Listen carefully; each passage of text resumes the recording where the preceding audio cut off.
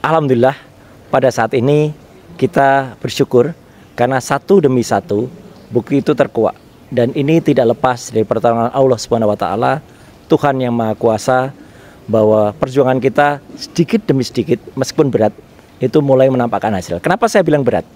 Karena beberapa waktu yang lalu teman-teman juga sudah tahu bahwa saya dilaporkan ke Barreskrim oleh sekelompok pasukan yang menamakan dirinya itu pasukan bau tanah, ya. Saya nyebutnya bau tanah, bukan bawah tanah, karena kalau bawah tanah nggak konsisten. Bawah tanah harusnya di dalam tanah terus, kok ini keluar. Tapi kan sudah bau tanah nih, sudah hampir masuk ke tanah lagi gitu ya. Nah, kenapa saya bilang kita harus bersyukur?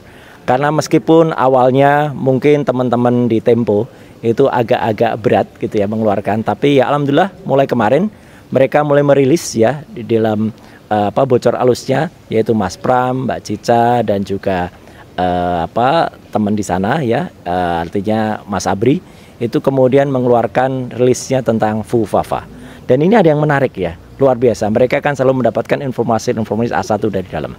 Sebenarnya saya pernah dengar informasi ini, tapi kan lebih bagus kalau misalnya ada institusi lain yang mengatakan. Sama seperti ketika kita juga menunggu sebenarnya teman-teman dari Fakultas Psikologi UI atau Universitas Indonesia untuk menemukakan penemuannya atau researchnya tentang Fufafa, dan Prof. Hamdilul dan kawan-kawan itu juga sebentar lagi akan merilis. Dan ini kalau sudah merilis maka bagus sekali ya temuannya. Nah, apa yang dirilis oleh Bocor Alus Tempo ini memang menarik, karena kabarnya mereka dapat kabar bahwa 2 minggu yang lalu sebenarnya ketika ini heboh ya, itu kemudian sudah ada perintah untuk langsung ke BSSN. BSSN itu adalah Badan Cyber dan Sandi Negara. Itu institusi resmi negara yang biasanya memang selain dia memvalidasi kalau ada temuan, dan itu biasanya diandalkan oleh Kementerian Kominfo, dan juga diandalkan nantinya kalau misalnya ada penyidikan di aparat, itu akan. Dan ternyata temuan dari BSSN ini mengejutkan.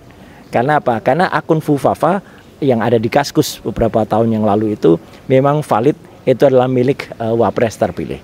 Sehingga membuat istana menjadi kemudian sedikit panik gitu ya gitu. Dan kemudian ditanyakan langsung kepada yang bersangkutan. Tapi lagi-lagi ya ini yang bersangkutan mengelak dan tidak mengakui kalau itu akunnya. Menariknya kemudian kata Tempo ya, ini ya, kata Bocor Alus ditanyakan ke adiknya.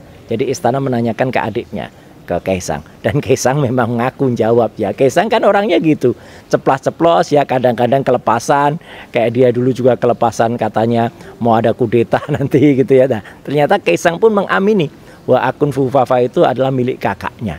Nah, sudah dengan demikian maka muncullah awalnya itu upaya untuk melakukan bumi hangus akun Fufafa itu ya, bukti-buktinya. Karena kan ada sekitar 5.000 postingan. Tapi untung ya netizen ini dan kawan-kawan semuanya itu sempat melakukan penyelamatan ya terhadap akun. Jadi sudah di screenshot semuanya, sehingga ketika 2.100 akun itu kemudian dihapus ya, kita sudah punya gitu ya screenshotnya, dan kita sudah punya copy linknya. Jadi andai kata nantinya akan dilakukan penyidikan, silahkan lognya kita juga punya kok gitu untuk kemudian dibuka lagi. Jadi ini sebenarnya kalau dikatakan kemarin Prof. Jimli itu mengatakan sudahlah maafkan saja, dan bahkan statement Prof. Jimli yang terakhir bagus tuh. Beliau akhirnya kan juga mengatakan gitu, bisa jadi ya ini bukan bisa jadi Prof. Memang ini 99,9% kalau saya katakan itu adalah milik Wapres terpilih gitu ya, Fufafa ini. Tapi kan Prof. Jimli mengatakan itu kan sudah lama, sudah 10 tahun yang lalu. Nah, ini saya pastikan bukan hanya kejahatan lama, tapi kejahatan penghapusan dari 2.100 posting itu adalah kejahatan baru, dan itu bisa dicari lognya gampang. Tinggal panggil Andrew Darwis ya, itu CEO-nya Kaskus ya. Dan servernya kan ada di Indonesia, servernya kan ada di cyber. Jadi dengan mudah sebenarnya, dan itu baru seminggu yang lalu.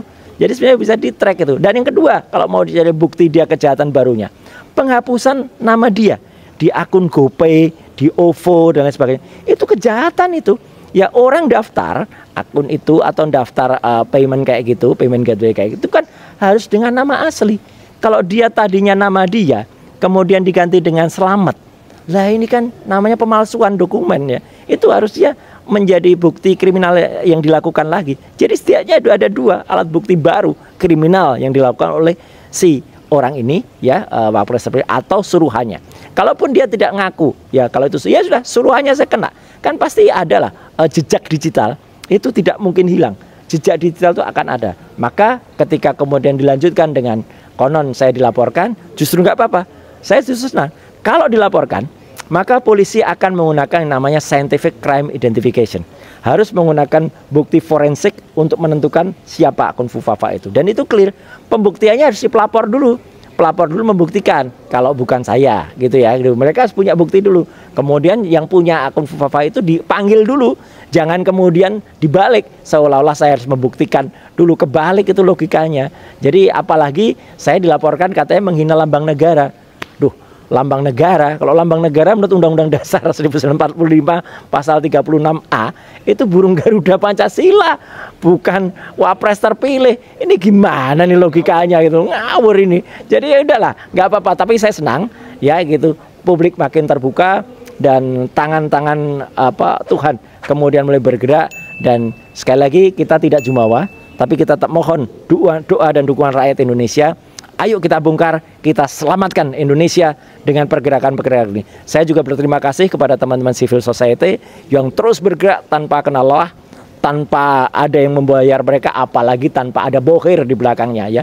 Kita bergerak bersama dan yang kita selamatkan ini Indonesia, bukan siapa-siapa. Jadi mohon dipahami, gerakan kita adalah gerakan dari rakyat, untuk selamatkan Indonesia demi masa depan kita bersama. Mas, satu pertanyaan. Ya. Dari orang cyber itu, Mas, yang saat ini masih berkuasa, ya. masih melindungi rezim. Iya, iya.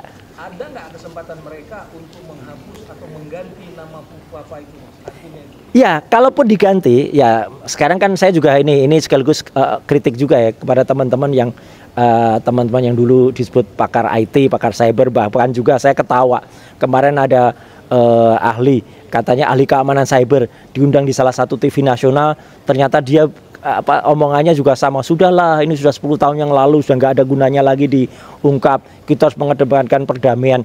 Ini orang cyber kok ngomongannya kok malah soal perdamaian jadi orang sosial kayak gini. Ayo kita buktikan. Kalaupun mau ada yang mengganti, tentu saja log file itu akan bisa membuktikan kepalsuan mereka. Contohnya ketika akan diganti nomor handphone plus 6289750 sekian belakangnya 33 itu mengganti Selamat. Tapi kan nggak bisa. Bukti otentik mengatakan ketika yang bersangkutan daftar selaku calon wali kota Solo, tanda tangan dia sendiri, dia nulis nama dia sendiri dengan alamat dia sendiri, tanggal lahir dia nulis nomor handphonenya ya plus 6289750 sekian 33, dan dibocor halus Tempo juga terbukti. Teman-teman kayak Mas Pram, kayak Mas Abri, kayak Mbak Cica itu juga dulu tuh kalau kontak yang bersangkutan itu pakai nomor telepon itu, bukan nomor telepon yang baru. Jadi kalau itu mau diganti jejak digitalnya, kebohongan apa lagi yang mau dilakukan gitu loh. Jadi itulah clear banget. Dalam menghadapi tuduhan itu, Mas Roy santai-santai aja ya? Ya, saya bukan berarti saya jumawa, bukan berarti saya kemudian sok berani, enggak. Orang tentu saja ada ukurannya, tapi saya berani karena insya Allah benar, saya berani karena insya Allah pegang data, dan mari kita buka-bukaan saja, dan insya Allah ini bisa berguna bagi masyarakat. Kalau memang biasanya hal kayak gini kan biasanya kepolisian juga gercep ya, gak usah tunggu laporan, mereka kan bisa gerak sebenarnya dengan form B, gak usah nunggu laporan. Tapi kenapa lama? Dan kita lihat laporan dari pasukan bau tanah tadi itu kan sudah sejak 27 September ya, sampai dengan ini saya juga belum lihat pasal mana yang mau dilaporkan ya gitu. Sejauh ini yang saya lihat baru laporan penerimaan saja. Nah kalau laporan penerimaan itu bukan berarti itu sudah lapor, tapi nggak apa-apa, saya tunggu saja. Dan sekali lagi mari kita berdoa agar kasus ini segera terungkap, dan kalau kasus sudah terungkap kita akan bisa menyelamatkan Indonesia. Itu aja.